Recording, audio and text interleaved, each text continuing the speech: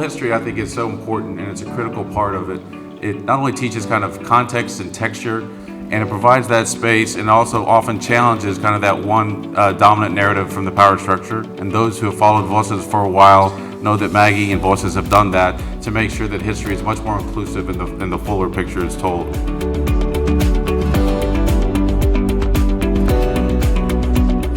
You've all heard that expression that journalism is the first draft of history. Well, we all know that first draft is often incomplete, not fully dimensional, and can be flat out wrong. What oral historians do and what the Voces Project does, it makes that history more complete.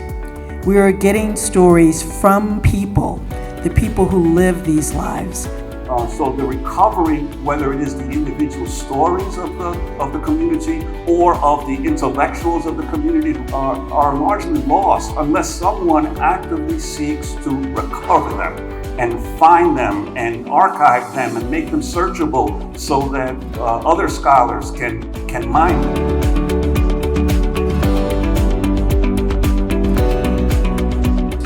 Voces is now the definitive resource for documentaries and journalists, and more importantly to me, textbook publishers, scholars, and the academics who are responsible for educating future generations. My volunteer work for Voces is because it allows me to say two things that are very meaningful to me. Que todos somos raza y que todos somos americanos.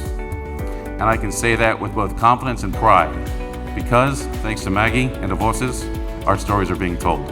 What happened 30 years ago, what happened 50 years ago, what happened 80 years ago. The historians say, well, if it's more recent than 50 years, it's not really history. Well, if you don't save it now, 50 years from now, there won't be the history. There won't be the documentation. So you've got to save it as soon as you can and think for the future.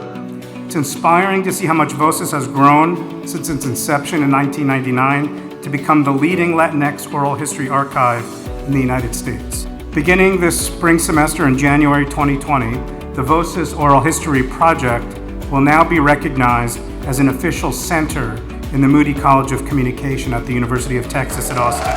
So it will be hereafter known as the Voces Oral History Center. What we're doing today is really important. And I will always be very grateful and very proud of that. It's been a wonderful last 20 years. Let's see about the next 20 years and making it even better. Really, the best is yet to come.